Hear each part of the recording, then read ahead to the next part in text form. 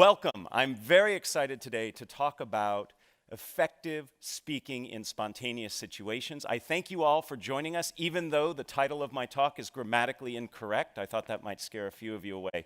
But I learned teaching here at the business school, catching people's attention is hard, so something as simple as that I thought might draw a few of you here. So this is going to be a highly interactive and participative workshop today. If you don't feel comfortable participating, that's completely fine, but do know I'm going to ask you to talk to people next to you. There'll be opportunities to stand up and practice some things, because I believe the way we become effective communicators is by actually communicating. So let's get started right away. I'd like to ask you all to read this sentence, and as you read this sentence, what's most important to me is that you count the number of F's that you find in this sentence. Please count the number of F's. Keep it quiet to yourself.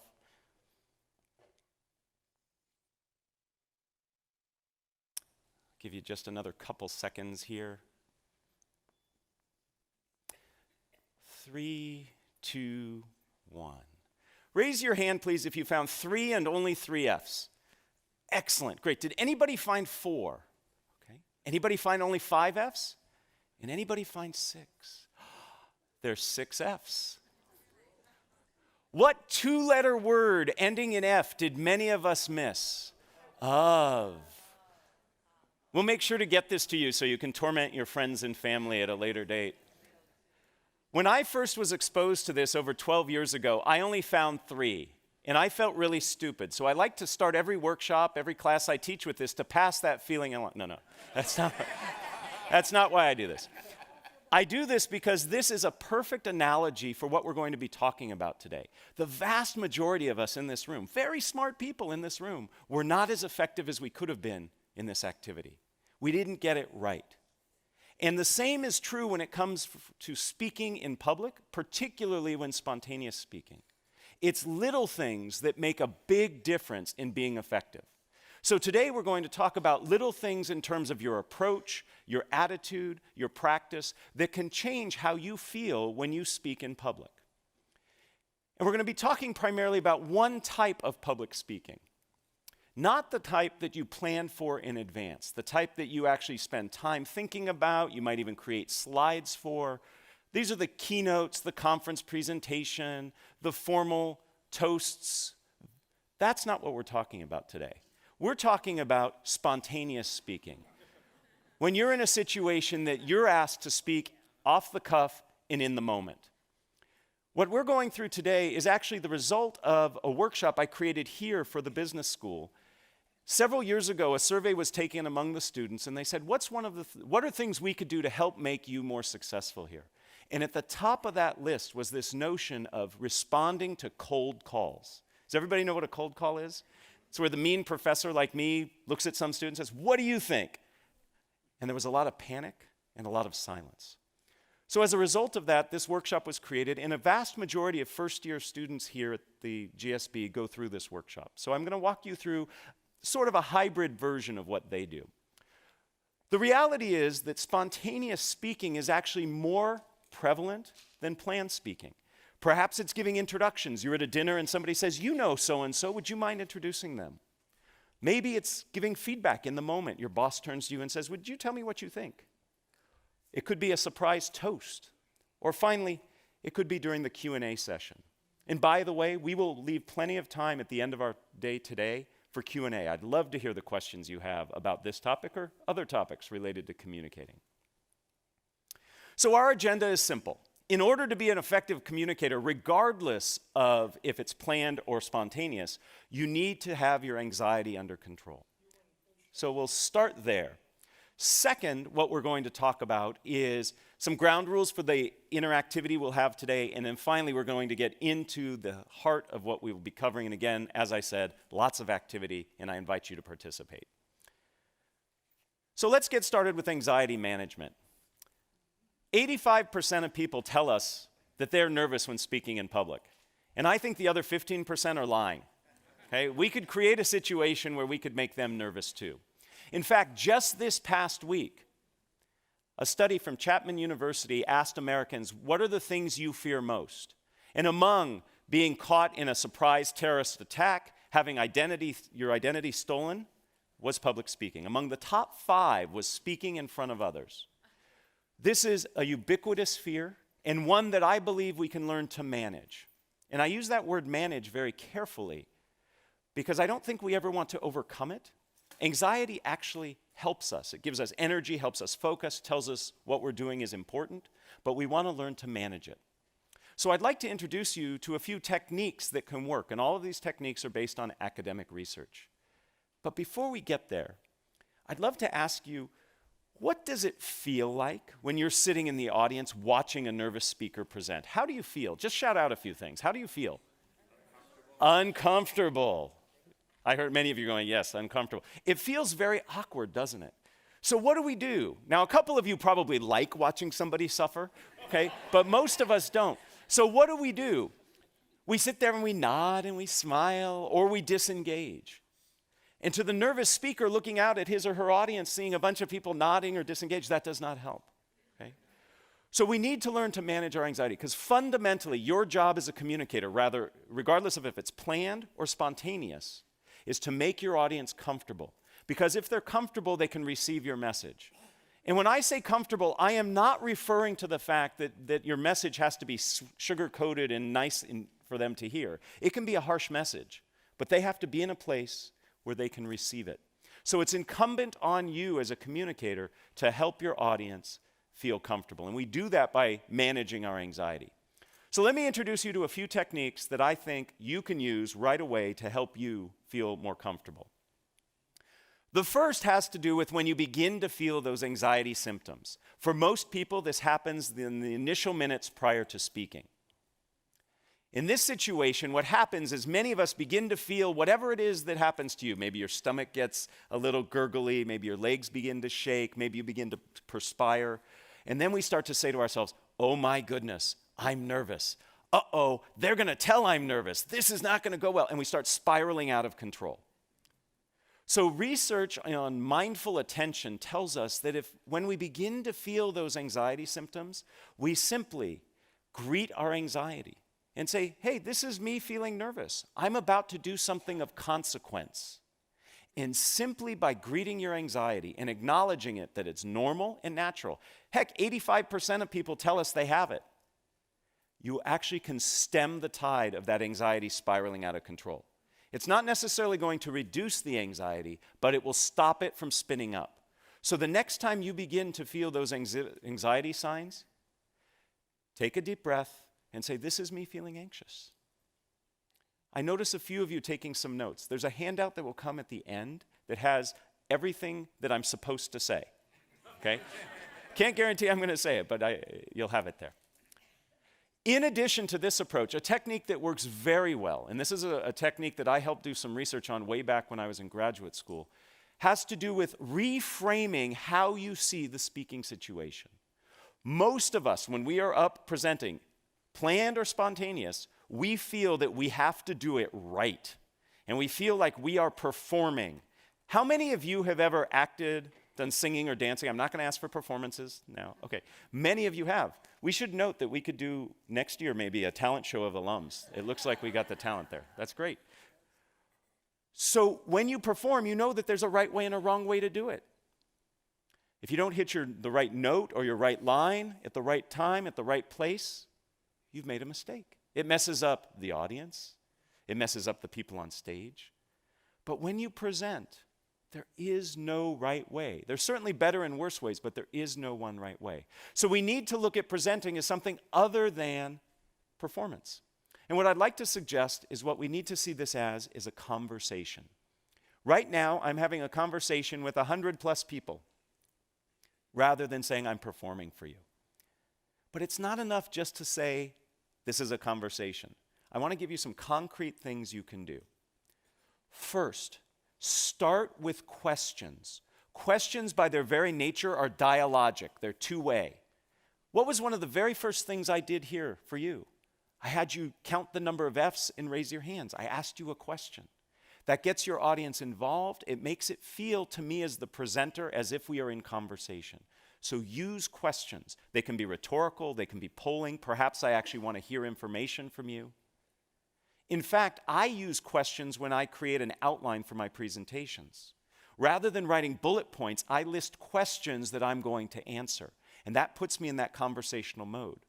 If you were to look at my notes for today's talk, you'll see it's just a series of questions. Right now I'm answering the question, how do we manage our anxiety? Beyond questions, another very useful technique for making us conversational is to use conversational language. Many nervous speakers distance themselves physically. If you've ever seen a nervous speaker present, he or she will say something like this: "Welcome, I am really excited to be here with you." They pull as far away from you as possible because you threaten us, speakers. You make us nervous, so we want to get away from you. We do the same thing linguistically. We use language that distances ourselves. It's not unusual to hear a nervous speaker say something like, "One must consider the ramifications," or "Today we're going to cover step 1, step 2, step 3. That's very distancing language. To be more conversational, use conversational language. Instead of "one must consider," say, "This is important to you. We all need to be concerned with." Do you hear that inclusive conversational language? Has to do with the pronouns. Instead of step 1, step 2, step 3. First, what we need to do is this. The second thing you should consider is here. Use conversational language. So being conversational can also help you manage your anxiety. The third technique I'd like to share is research that I actually started when I was an undergraduate here. I was very fortunate to study with Phil Zimbardo of the Stanford Prison Experiment fame. Many people don't know that Zim actually was instrumental in starting one of the very first shyness institutes in the world, and especially in the country. And I did some research with him that looked at how your orientation to time influences how you react. And what we learned is if you can bring yourself into the present moment, rather than being worried about the future consequences, you can actually be less nervous. Most of us, when we present, are worried about the future consequences.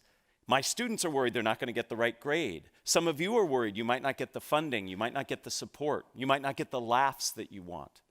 All of those are future states. So if we can bring ourselves into the present moment, we're not going to be as concerned about those future states, and therefore we'll be less nervous. There are lots of ways to become present-oriented. I know a professional speaker. He's paid $10,000 an hour to speak. It's a good gig.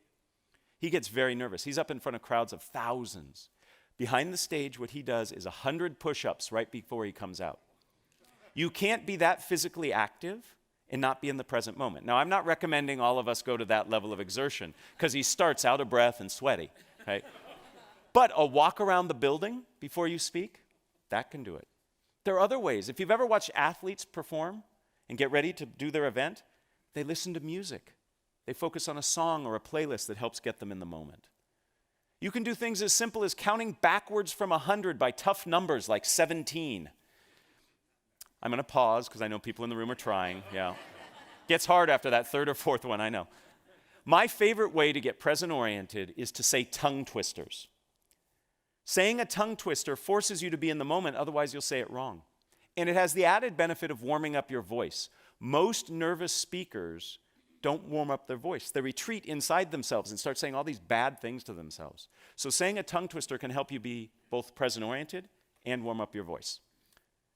Remember I said today we're going to have a lot of participation? I'm going to ask you to repeat after me my favorite tongue twister. And I like this tongue twister because if you say it wrong, you say a naughty word. And I'm going to be listening to see if I hear any naughty words this morning. Okay? Repeat after me. It's only 3 phrases. I slit a sheet. A sheet I slit. And on that slitted sheet I sit. Oh, very good. No shits. Excellent. Very good. Now, in that moment, you weren't worried about, I'm in front of all these people, this is weird, this guy's having me do this. You were so focused on saying it right and trying to figure out what the naughty word was that you were in the present moment. That's how easy it is. So it's very possible for us to manage our anxiety.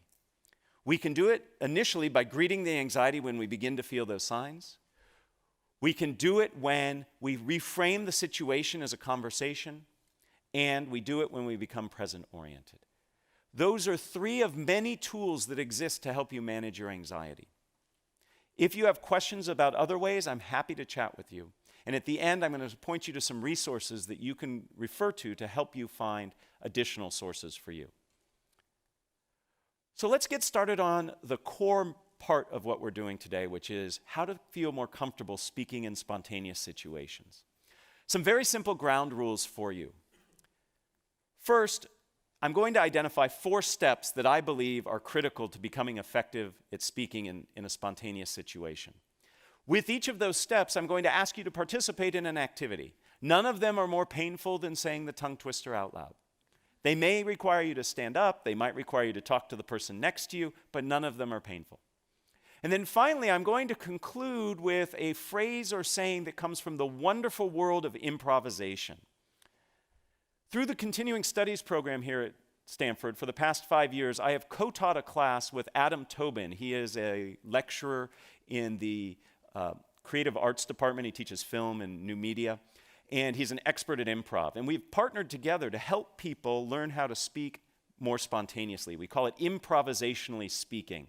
And Adam has taught me wonderful phrases and ideas from improv that I want to impart to you that really stick. That's why I'm sharing them with you, to help you remember these techniques. And again, at the end of all this, you'll get a handout that has this listed. So let's get started. The very first thing that gets in people's way when it comes to spontaneous speaking is themselves. We get in our own way. We want to be perfect. We want to give the right answer. We want our toasts to be incredibly memorable. These things are burdened by our effort, by our trying. The best thing we can do, the first step in our process, is to get ourselves out of the way. Easier said than done. Most of us in this room are in this room because we are type A personalities. We work hard, we think fast, we make sure that we get things right. But that can actually serve as a disservice as we try to speak in the moment. I'd like to demonstrate a little of this for you, and I need your help to do that. So we're going to do our first activity. We are going to do an activity that's called Shout the Wrong Name. In a moment, if you are able and willing, I'm going to ask you to stand. And I am going to ask you for about 30 seconds to look all around you in this environment, and you are going to point at different things. And I know it's rude to point, but for this exercise, please point. I want you to point to things, and you are going to call the things you are pointing to out loud anything but what they really are. So I might point to this and say refrigerator. I might point to this and say cat. I am pointing to anything in your environment around you. It can be the person sitting next to you, standing next to you. You will just shout, and shouting is important, the wrong name. So in a moment, I'm going to ask you to stand and do that. Please raise your hand if you already have the first 5 or 6 things you're going to call out. Yeah, that's what I'm talking about. We stockpile. You all are excellent game players. I told you the game. Shout the wrong name. And you have already begun figuring out how you're going to master the game. That's your brain trying to help you get it right. I'd like to suggest the only way you can get this activity wrong is by doing what you've just done. Okay? There is no way to get this wrong. Okay? Even if I call this a chair, no penalty will be bestowed upon you. Okay? Because I won't know what you were pointing at. You could have been pointing at the floor under the chair, and you called the floor the chair, and you were fine. The point is, we are planning and working to get it right, and there is no way to get it right. Just doing it gets it right. Okay, so let's try this now. We're going to play this game twice. Again, it's for 30 seconds. If you are willing and able, will you please stand up? You can do this seated, by the way, but if you're willing and able, let's stand up. Okay, in a moment, I am about to say go, and I would like for you to point at anything around here, including me. It's okay to point at me. I hope it's not a bad thing you say when you point at me, but point at different things and loudly and proudly call them different than what they are. Ready? Begin. Porcupine, California, salt shaker, car, library, tennis racket, purple, Orange. Putrid. Hello. Time.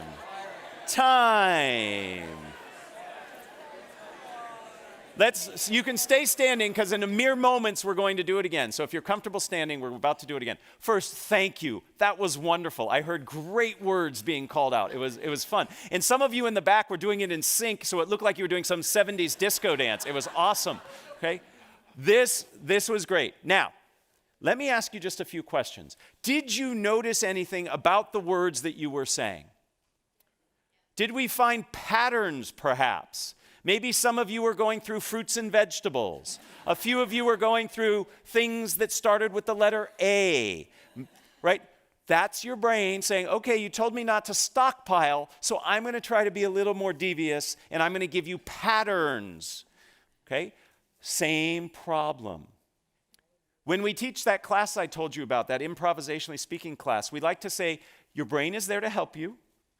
These things it's doing have helped you be successful, but like a windshield wiper, we just want to wipe those suggestions away and see what happens, okay? So we're going to do this activity again.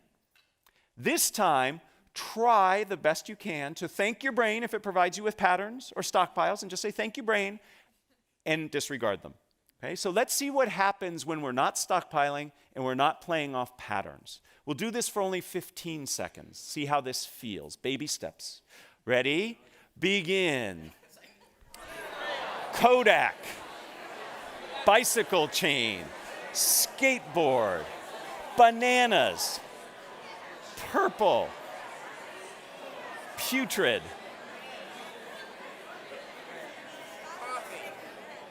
Time. Please have a seat. Thank you again. Did you notice a difference between the second time and the first time? Yes. Was it a little easier that second time? No. That's okay. We're just starting. These skills are not like a light switch. It's not like you learn these skills and then all of a sudden you can execute on them. This is a wonderful game. This is a wonderful game to train your brain to get out of its own way. You can play this game anywhere, anytime. I like to play this game when I'm sitting in traffic. Makes me feel better. I shout things out. They're not the naughty things that I want to be shouting out, but I shout out things and it helps.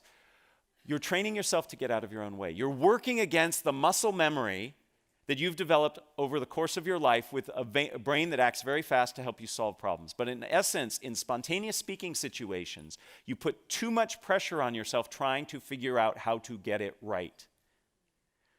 So a game like this teaches us to get out of our own way. It teaches us to see the things that we do that prevent us from acting spontaneously. In essence, we are reacting rather than responding. To react means to act again. You've thought it and now you're acting on it. That takes too long and it's too thoughtful. We want to respond in a way that's genuine and authentic. So the maxim I would like for you to take from this, and again, these maxims come from improvisation, is one of my favorite: dare to be dull. And in a room like this, telling you dare to be dull is offensive, and I apologize. But this will help. Rather than striving for greatness, dare to be dull. And if you dare to be dull and allow yourself that, you will reach that greatness. It's when you set greatness as your target that it gets in the way of you ever getting there. Because you over-evaluate, you overanalyze, you freeze up. So the first step in our process today is to get out of our own way. Dare to be dull. Easier said than done, but once you practice, and a game just as simple as the one we practiced is a great way to do it. But that's not enough. Getting out of our own way is important, but the second step of our process has us change how we see the situation we find ourselves in. We need to see the speaking opportunity that we are a part of as an opportunity rather than a challenge and a threat. When I coach executives on Q&A skills, when they go in front of the media or whatever, investors, they see it as an adversarial experience. Me versus them. And one of the first things I work on is change the way you approach it. A Q&A session, for example, is an opportunity for you. It's an opportunity to clarify. It's an opportunity to understand what people are thinking. So if we look at it as an opportunity, it feels very different. We see it differently, and therefore we have more freedom to respond. When I feel that you are challenging me, I am going to do the bare minimum to respond and protect myself. If I see this as an opportunity where I have a chance to explain and expand, I'm going to interact differently with you. So spontaneous speaking situations are ones that afford you opportunities. So when you're at a corporate dinner and your boss turns to you and says, "Oh, you know him better than the rest. Would you mind introducing him?" You say, "Great, thank you for the opportunity," rather than, right? I better get this right. So see things as an opportunity. I have a game to play to help us with this. This is a fun one. The holidays are approaching. We all in this room are going to give and receive gifts. Here's how this game will work. It works best if you have a partner. So I'm hoping you can work with somebody sitting next to you. If there's nobody sitting next to you, you turn around, introduce yourself, great way to connect. If not, you can play this game by yourself. It's just a little harder and you can't do the second part of the game. So after I explain the game, this gives you a chance to get to know somebody. Here's how it works. If you have a partner, you and your partner are going to exchange imaginary gifts. Okay? Pretend you have a gift. It can be a big gift, it can be a small gift. And you will give your gift to your partner. Your partner will take the gift and open it up and will tell you what you gave them. Because you just gave them a gift. So you are going to open up the box and you're going to look inside and you are going to say the first thing that comes to your mind in the moment, not the thing you have all just thought of. Or the thing after that. Remember what we talked about before? That still plays. That's still in play. Okay, you're stockpiling. Look in there. My favorite that I said, somebody gave me a gift during playing this game. I looked inside and I saw a frog leg. I don't know why I saw a frog leg, but that's what I said. That's the first part of the activity. Now, the opportunity is twofold in this game. The opportunity is for you, the gift receiver, to name a gift. That's kind of fun. That's an opportunity. It's not a threat. But the real opportunity is for the gift giver, because the gift giver then has to say, so you look and you say, "Thank you for giving me a frog's leg," and the person will look at you and say, "I knew you wanted a frog's leg because..." So whatever you find, the person who has received it is going to say, "Absolutely, I'm so glad you're happy. I got it for you because..." So you have to respond to whatever they say, right? What a great opportunity. Now, some of you are sitting there going, "Oh, that's hard. I don't want to do it. I'm going to make a fool out of myself." Others of you are, if you're following this advice, are saying, "What a great opportunity," right? So the game again is played like this. You and your partner will each will exchange a gift. One will start, then the other will follow. The first person will give a gift to the second person opens the box, however big the box is, and if the box is big and you find a penny in it, perfect, doesn't matter. If the box is heavy and you find a feather in it, fine, there's no way to get it wrong, okay? Whatever's in the box is in the box. You can return it and get what you wanted later, okay? The person, then, you will name it, you will say, "Thank you for the," whatever you saw in the box. The person who gave it to you will say, "I'm so glad you're excited. I got it for you because..." And you will give a reason that you got them whatever they decided you gave them. Make sense? All right. So very quickly, just in 5 seconds, find a partner if you're willing to do this with a partner. Everybody have a partner? Okay.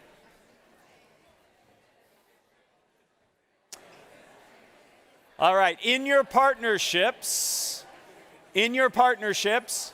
pick an A person and a B person. You may stand or sit. It's totally up to you. Pick an A and pick a B.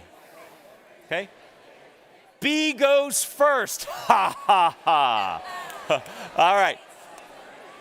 B, give A a gift. B, give A a gift. A, thank them. And then B will name and give the reason they gave it to him.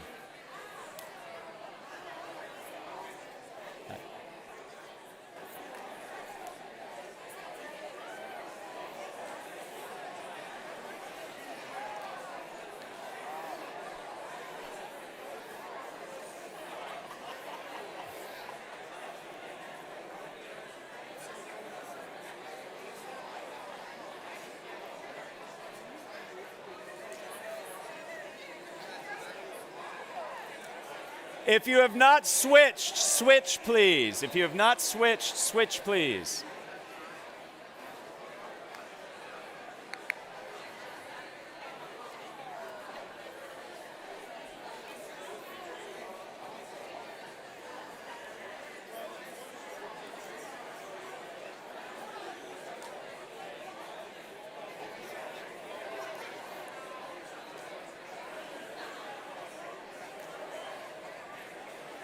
Let's wrap it up in 30 seconds, please. Let's wrap it up.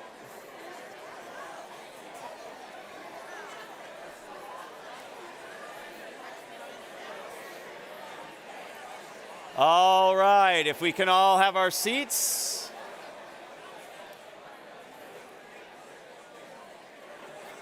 If we can all take our seats, please. I know I'm telling a room of many MBA alums to stop talking, and that's hard.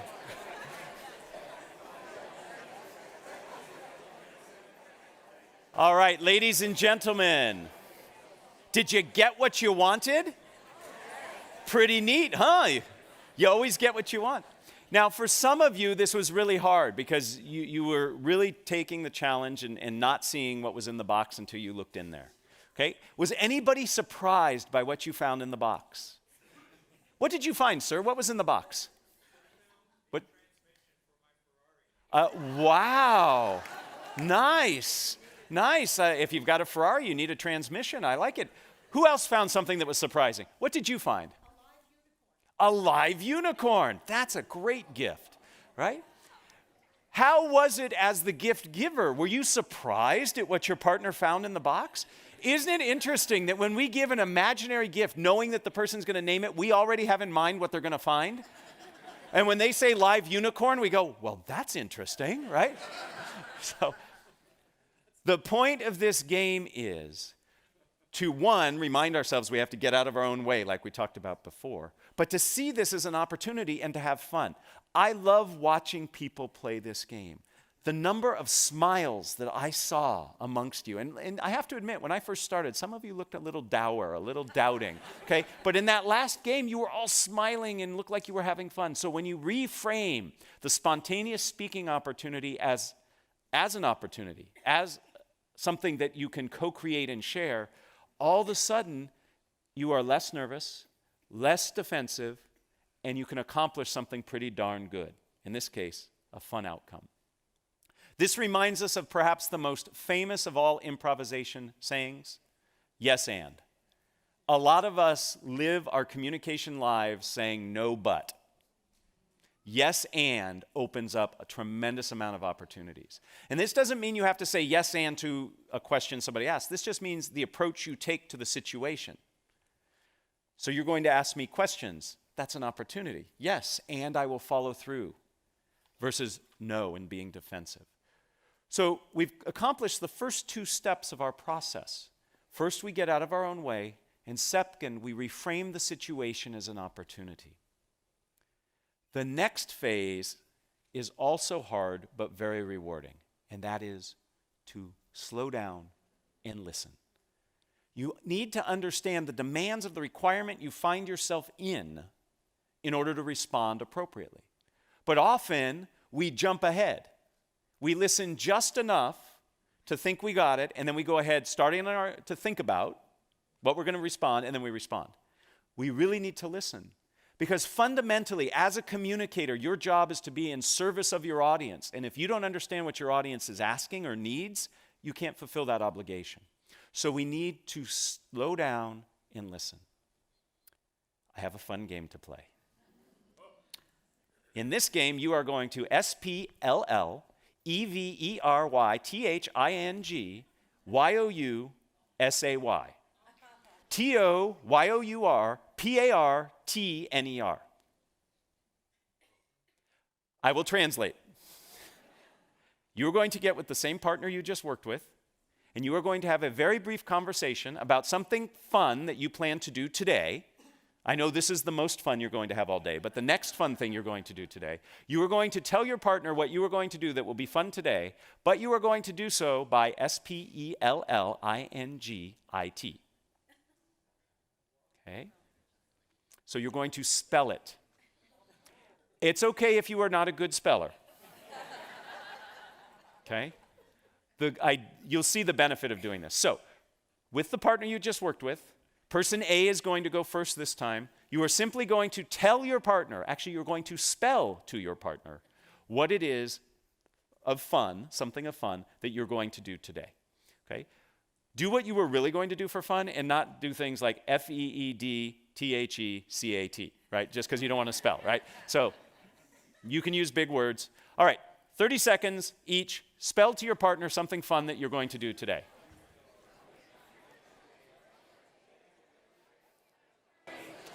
Would you like to play? Go ahead. Gothegame. Oh my goodness, say it again. Spell it again. Yep. T-H-E. Yep. G-A-M-E. EXCELLENT. IHOPETHAT THEYWIN. E-X-L-C-E-L-L-E-N-T. Thank you. That was very good. Thank you.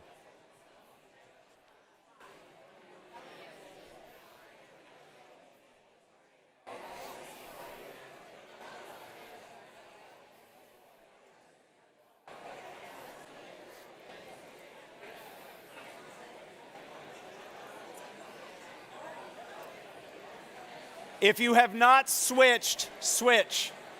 Take 30 more seconds with the new partner spelling.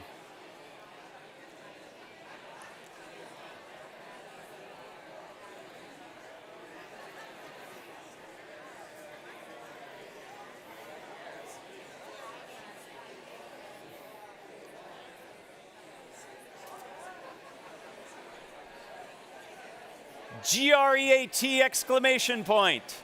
THANKYOU, PLEASE, TAKEYOURSEAT.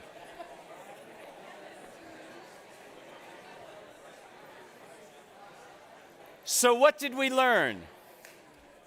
What did we learn? Besides that we're not so good at spelling. You have to pause between the words. How did this change your interaction with the person you were interacting with? What did you have to do? Focus and listen. And you can't be thinking ahead. You have to be in the moment. When you listen and truly understand what the person is trying to say, then you can respond in a better way, a more targeted response. We often don't listen. So we start by getting out of our own way. We then reframe the situation as an opportunity. Those are things we do inside our head. But in the moment of interacting, we have to listen first before we can respond to the spontaneous request. Perhaps my most favorite maxim comes from this activity. Don't just do something, stand there. Listen,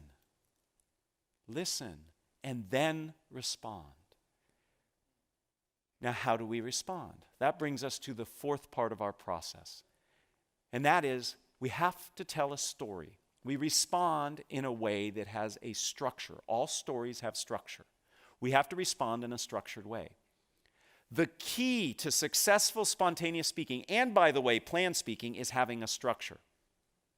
I would like to introduce you to two of the most prevalent and popular and useful structures you can use to communicate a message in a spontaneous situation. But before we get there, we have to talk about the value of structure. It increases what is called processing fluency, the effectiveness of which or through which we process information. We actually process structured information roughly 40% more effectively and efficiently than information that's not structured.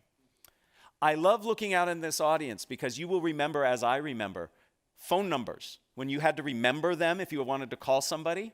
Okay, young folks today don't need to remember phone numbers. They just need to look at a picture, push a button, and then the voice starts talking on the other end. 10-digit phone numbers, it's actually hard to remember 10-digit phone numbers. How did you do it? You chunked it into a structure, 3, 3, and 4. Structure helps us remember.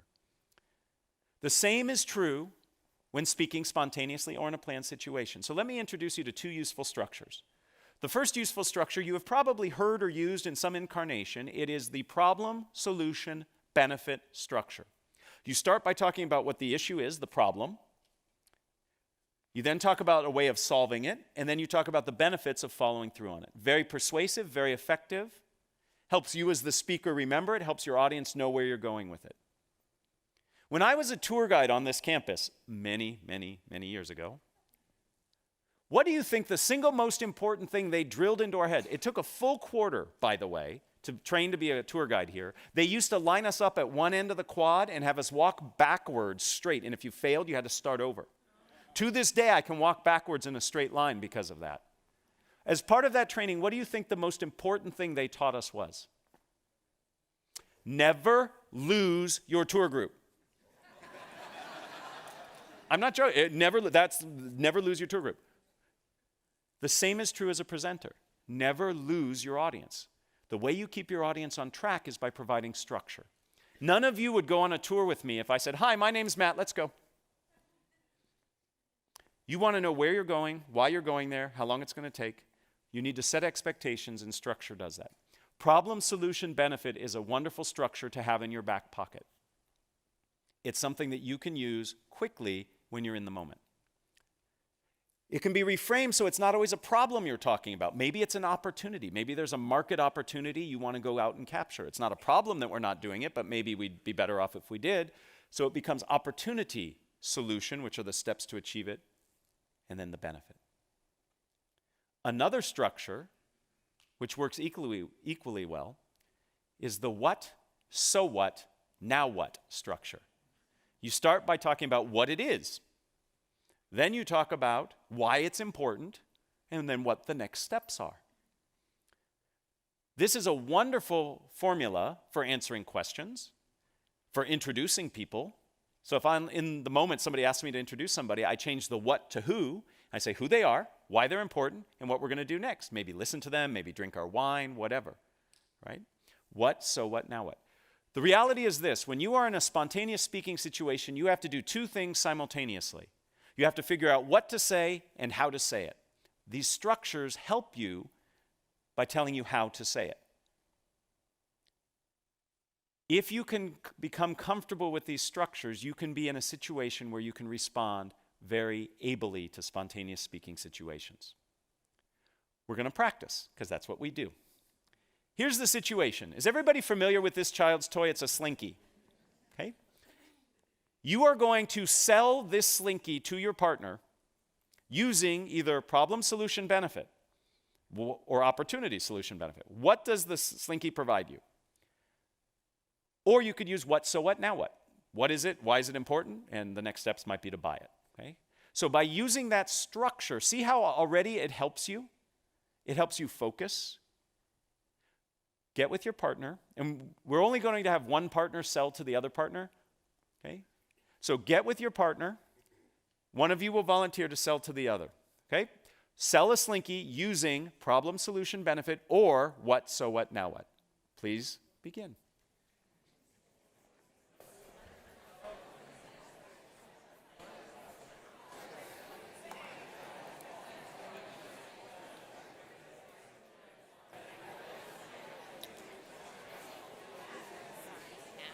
So we have the handouts, but I'm also going to be doing the microphone? mic. So when I debrief this, you can go ahead and pass them out. Okay, Does so that make sense? After Q&A? No, after this activity. Okay, and then after that we'll do Q&A. Correct.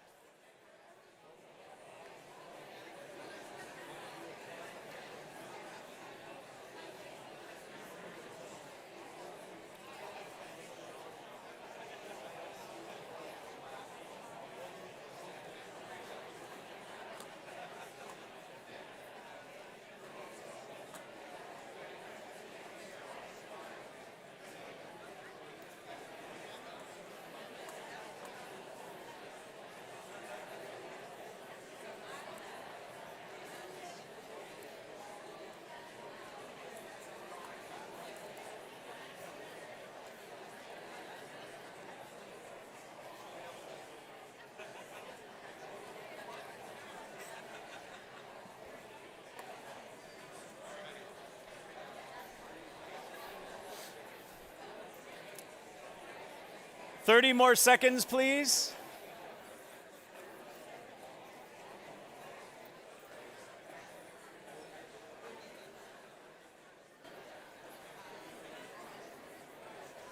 Excellent. Let's all close the deal, seal the deal. I have never seen more people in one place doing this at the same time.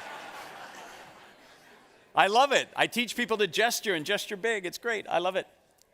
So if you were the recipient of the sales pitch, thumbs up. Did they do a good job?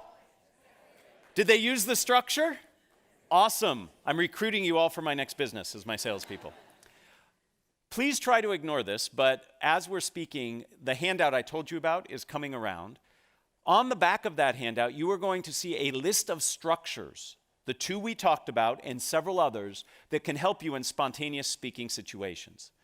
These structures help because they help you understand how you're going to say what you say. Structure sets you free, and I know that's kind of ironic, but it's true. If you have that structure, then you're free to think about what it is you're going to say. It reduces the cognitive load of figuring out what you're saying and how you're going to say it. All of this is on that handout. Okay? So what does this all mean?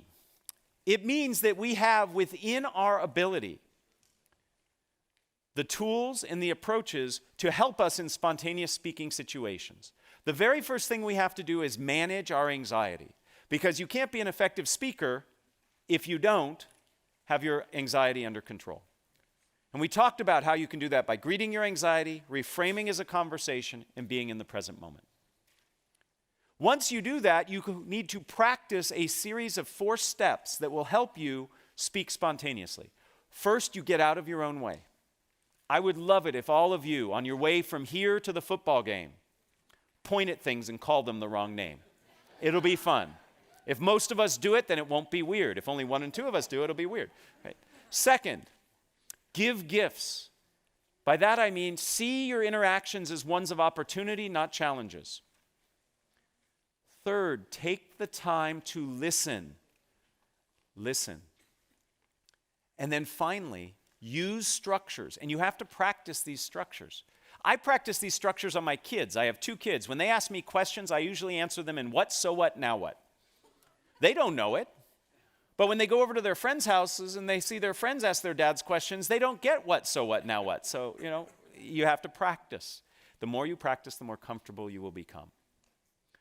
Ultimately, you have the opportunity before you to become more compelling, more confident, more connected as a speaker if you leverage these techniques. If you're interested in learning more, this is where I do a little plug. Okay, I've written a book. Many of the MBA students who take the strategic communication classes here that I and others teach read it. It's called Speaking Up Without Freaking Out. More importantly, there's a website here that I curate called No Freaking Speaking. And it has lots of information that I've written and others have written about how to become more effective at speaking. So that's the end of my plug. What I'd really like to do is enter into a spontaneous speaking situation with you.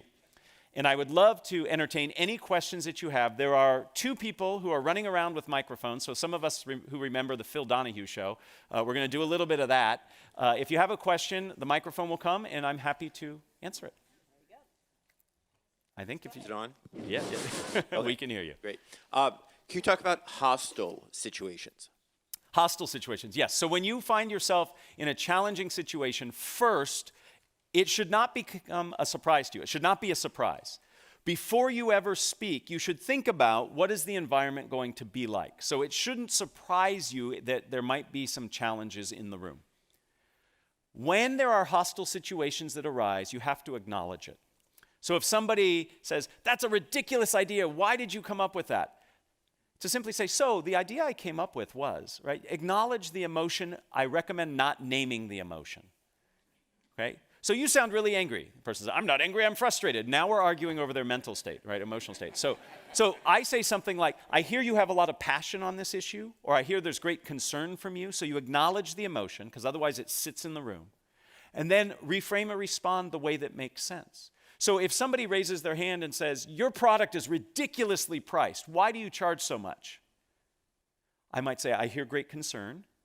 And what you're really asking about is the value of our product. And I would give my value proposition, and then I would come back and say, and because of the value we provide, we believe it's priced fairly. So you answer the question about price, but you reframe it in a way that you feel more comfortable answering it. So the way to do this is to practice all the skills we just talked about. The only skill that I'm adding to this is the awareness in advance that you might be in that situation. First, I have to truly listen to what I'm hearing, right? It's very easy for me when I hear a challenging question to get all defensive and not hear what the person's asking. I see it as an opportunity to reframe and explain. Okay, so again, you have to practice, but that's how I think you address it. Are there other questions? I see a question back here. Yes, please. Yes, first of all, thank you very much. Great presentation. Thank you. For a lot of the speaking I do, I have remote audiences, so audiences distributed all over the country with telecom. Any tips for those kinds of audiences? So when you are speaking in a situation where not everybody is co-located, okay? In fact, right at this very moment, there are people watching this presentation remotely. What you need to do is be mindful of it. Second, try to include engagement techniques where the audience actually has to do something. So physical participation is what we did here through the games. You can ask your audience to imagine something. Imagine what it would be like if, when we try to achieve a goal. Rather than saying, here's the goal we're trying to achieve, say, imagine what it would be like if. See what that does to you. It pulls you in. I can take polling questions. Most of the technology that you're referring to has some kind of polling feature. You can open up some kind of wiki or Google Doc or some collaborative tool where people can be doing things and you can be monitoring that while you're presenting. So I might take some breaks. I talk for 10, 15 minutes and say, okay, let's apply this and let's go into this Google Doc I've created and I see what people are doing. So it's about variety and it's about engagement. Those are the ways that you really connect to people who are remote from you.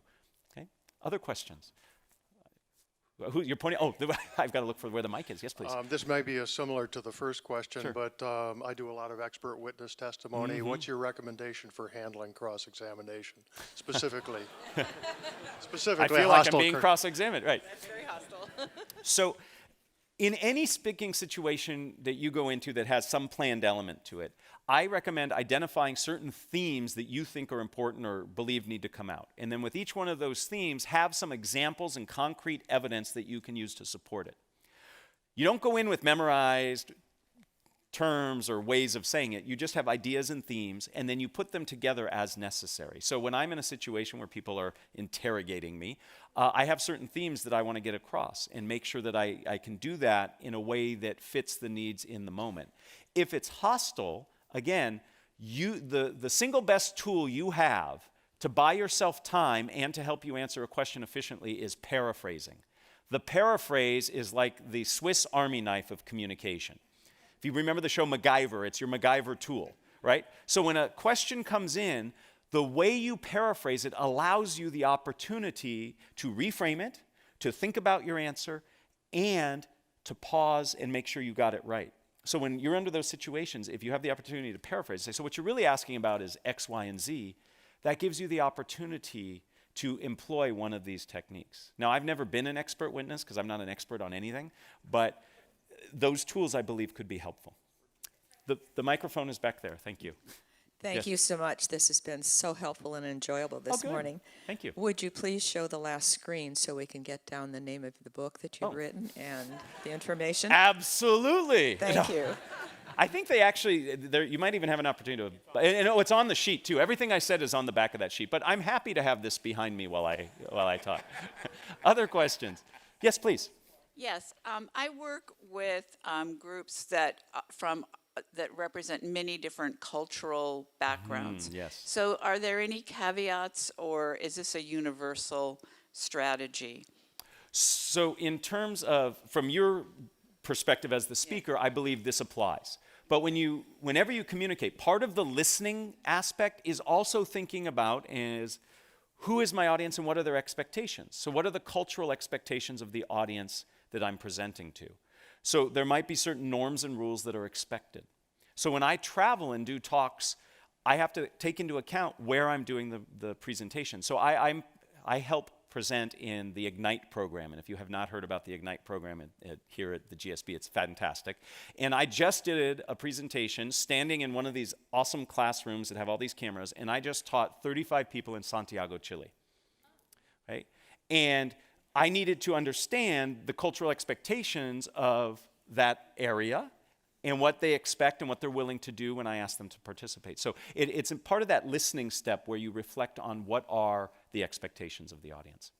I think we have time for 2 more questions, and then I'm going to hang around afterwards if anybody has individual questions, but some of these folks really want me to keep on schedule. Yes, please. I wanted to ask a question. One of the things that you've done effectively in your talking, and I've seen other effective speakers do, is interject humor in their talk.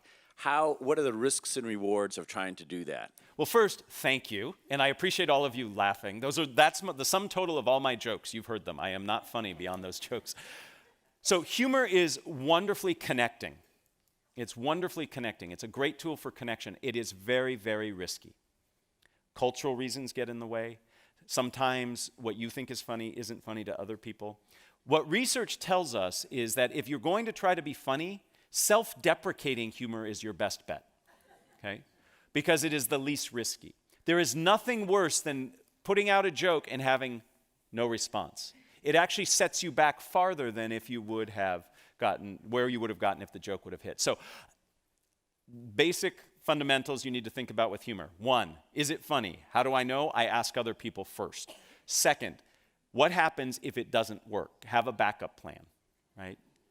And then 3rd, if you're worried about the answers to those first 2, don't do it, right?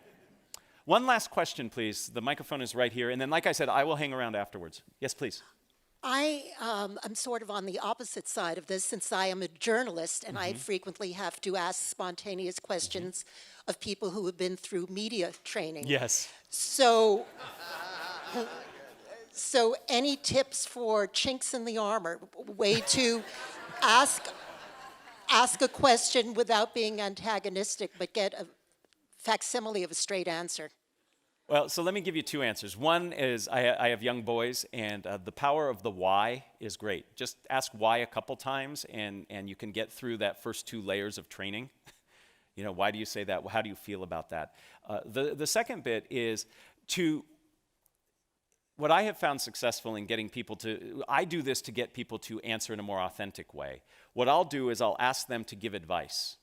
So what advice would you give somebody who's challenged with this? Or what advice would you give to somebody in this situation? And by asking for the advice, it changes the relationship they have to me as the question asker, and I often get much more rich, detailed information. So the power of the why, and then put them in a position of providing guidance, and that can really work. With that, I am going to thank you very much. I welcome you to ask questions later, and enjoy the rest of your reunion weekend. Thank you.